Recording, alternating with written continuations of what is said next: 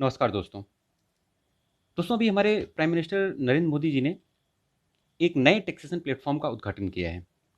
आइए जानते हैं कि उसमें क्या-क्या सुविधाएं दी गई हैं और ये क्या है। जानने से पहले दोस्तों ये जान लेते हैं कि मेरे चैनल ब्लॉग एंजिल को सब्सक्राइब करें और ज्योग्राफी की क्लासेस चल रही हैं तो काइंडली उसको ज्वाइन करें और ज्योग्राफी का सिलेबस कंप्लीट उसमें कवर किया जाएगा। उसको पढ़ने का प्रयास करें और समझने का चैनल को लाइक शेयर और सब्सक्राइब करना ना भूलें। दोस्तों जानते हैं प्रधानमंत्री नरेंद्र मोदी जी ने जो नया टैक्सेशन प्लेटफॉर्म लॉन्च किया है उसमें क्या है। टैक्सेशन प्लेटफॉर्म का मेन थीम क्या है? ट्रांसपेरेंट टैक्सेशन, ऑनरिंग ऑनेस्ट, मतलब पारदर्शी कराधान, ईमानदार का सम्मान। जो टैक्स पे करने वाले हैं ये उसकी थीम है। पारदर्शी कराधान, ईमानदार का सम्मान, जो ईमानदारी से टैक्स पे करने वाले हैं उनका सम्मान करना। इसे 3 रिफॉर्म्स किए गए हैं। इसमें 3 सुधार किए गए हैं। कौन कौन से? Faceless assessment, faceless appeal. Faceless का मतलब सबको समझ में आ रहा है दोस्तों, हम सबको क्लियर है। फेसलेस मतलब आइडेंटिटी आइडेंटिटी गुप्त रखना। फेस मतलब चेहरा नहीं समझ दिखना चाहिए। फेसलेस असेसमेंट जो है वो 13 अगस्त 2020 से एप्लीकेबल है। Tax payer charter, tax payer के लिए जो चार्टर है वो भी 13 अगस्त से एप्लीकेबल है, बट फेसलेस अपील जो है वो 25 सितंबर से एप्लीकेबल होगी। आइए जानते हैं ये सारी चीज़ें जो अभी आपने देखी, faceless assessment, faceless appeal, tax payer charter, ये सारी डायरेक्ट टैक्स पेयर को ही एप्लीकेबल हैं। मोटा मोटी जान लेते हैं कि डायरेक्ट टैक्स होता क्या है। जो हमारी पेमेंट से गवर्नमेंट टैक्स करती है गवर्नमेंट के द्वारा तय किए गए मानकों के अनुसार। गवर्नमेंट के मानक क्या हैं? मानक यही है जो अभी बजट, फाइनेंशियल बजट जो लॉन्च हुआ है 2021 का, उसमें है 2.5 लाख तक नील टैक्स, और 2.5 लाख से 1 से 5 लाख तक 5%, 5 लाख 1 to 750, 7,50,000 तक 10%, और 7,50,000 से 10 लाख तक 15%, up to 12,50,000 20%, and up to 15 lakh 25%। 15 lakh तक से ऊपर 30% पे करना होगा। ये हमारे गवर्नमेंट का मानक है। और इसमें क्या है दोस्तों कि ये हमारे डायरेक्ट टैक्स वालों को ही पे करना होता है। इनडायरेक्ट टैक्स तो सारे पे करते हैं। इनडायरेक्ट टैक्स सारे बंदे पे करते हैं गुड्स एंड सर्विस टैक्स के थ्रू।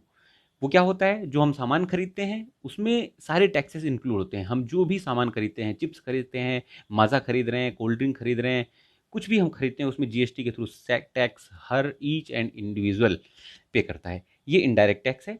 और डायरेक्ट टैक्स, ये मोटी मोटी जानकारी है, इसके बारे में डिटेल में बाद में हम डिस्कस करेंगे। फेसलेस असेसमेंट क्या है?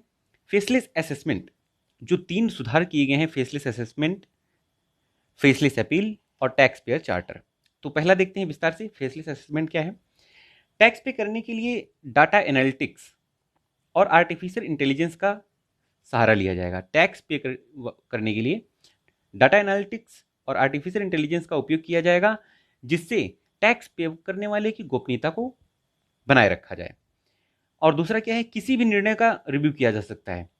अगर टैक्स पेयर की इनकम टैक्स ऑफिसर या इनकम टैक्स के द्वारा लगाए गए इनकम टैक्स अमाउंट को या किसी भी डिसीजन से असंतुष्ट है तो उसको अपील करेगा।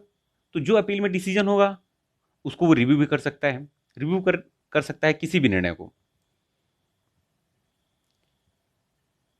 टैक्स पेयर चार्टर क्या है दोस्तों? टैक्स पेयर चार्टर जो टैक्स पे करता है, ये टैक्स पेयर चार्टर भी एप्लीकेबल हो चुका है 13 अगस्त से।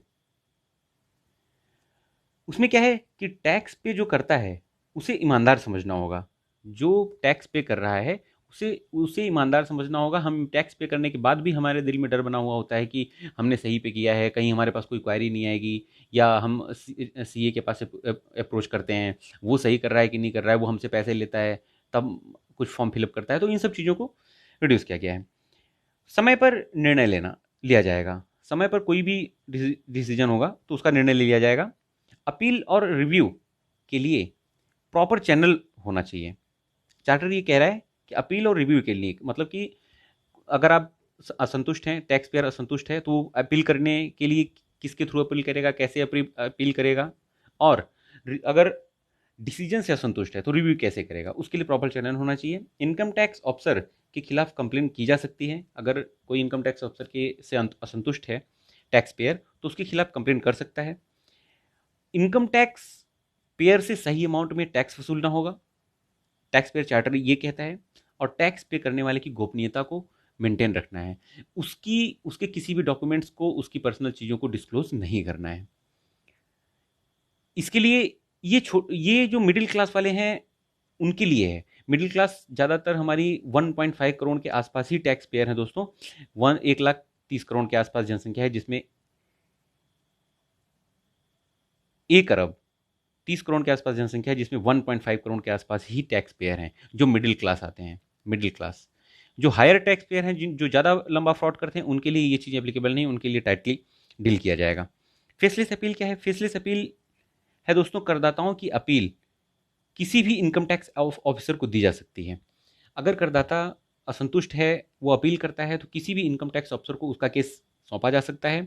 वो चाहे जहाँ का हो, चाहे बॉम्बे का हो, दिल्ली का हो, तो दिल्ली वाले का बैंगलोर में, बैंगलोर वाले का महाराष्ट्र में, इस टाइप से दिया जा सकता है। दोनों की पहचान एक दूसरे से गुप्त रखी जाएगी। मतलब इनकम टैक्स पेयर को ये नहीं पता चलेगा कि उसका ऑफिसर, मतलब उसकी जो केस है उसकी सुनवाई कौन कर रहा है, और जो केस की सुनवाई कर रहा है उसको ये पता नहीं होगा कि वो किसके केस की सुनवाई कर रहा है, वो उसका रिलेटिव है या कोई बहुत बड़ा आदमी है या क्या है। ये सब चीज़ें छुपा के रखी जाएंगी। और किसी भी निर्णय का रिव्यू टीम बेस्ड होगा। कोई भी निर्णय होगा, अगर उससे असंतुष्ट है, उसको रिव्यू के लिए अप्लाई करता है बंदा या टैक्स पेयर, तो उसका डिसीजन एक बंदा, एक जज के हिसाब से नहीं होगा। उसके लिए एक टीम बनेगी, टीम के हिसाब से रिव्यू होगा। और अगर दिल्ली में उसका रिव्यू होता है, एक टीम बैठती है, तो उसका रिव्यू करने के लिए बॉम्बे भेजा जाएगा, बेंगलोर भेजा जा सकता है, कहीं भी, मतलब एक जगह कहीं भी हो सकता है उसका रिव्यू। ऐसा नहीं कि एक जगह होगा। अगर डिसीजन कहीं और होता है तो रिव्यू कहीं और हो सकता है। अगर बंदा यहाँ का रहने वाला है, दिल्ली का, तो उसका रिव्यू बेंगलोर में भी हो सकता है। तो ये सब चीज़ें रखी गई हैं। और गवर्नमेंट हमसे भी कुछ उम्मीदें रख रही है इसमें, कि आम आदमी की जिम्मेदारी क्या है? आम आदमी की जिम्मेदारी ये है कि उसकी सोर्स ऑफ इनकम को उसे डिस्क्लोज करना होगा। सोर्स ऑफ इनकम को का रिकॉर्ड रखना होगा कि उसकी कमाई का जरिया क्या है, और उसको गवर्नमेंट को शो करना होगा। ईमानदारी से टैक्स पे करना होगा, टाइम से टैक्स पे करना होगा।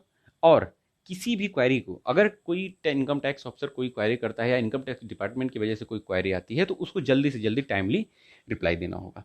तो ये थे दोस्तों, ये हमारे टैक्स पे करने के प्रोसीजर को बड़ा ईजी बनाया गया है। अगर ये सक्सेस हुआ तो हमारा देश काफ़ी तरक्की कर सकता है और इनकम टैक्स पेयर को काफ़ी सुविधाएं हो सकती हैं। ये था दोस्तों टैक्सेशन प्लेटफॉर्म के बारे में, जो अभी लॉन्च किया गया है। कुछ चीज़ें 13 अगस्त से एप्लीकेबल हैं। फेसलेस अपील 25 सितंबर से एप्लीकेबल होगी। दोस्तों, आज का वीडियो यहीं ख़त्म करते हैं। मिलते हैं अगले वीडियो में। तब तक के लिए नमस्कार, बने रहें हमारे साथ, और ब्लॉग एंड जेल चैनल को लाइक, शेयर और सब्सक्राइब करना ना भूलें। Thank you.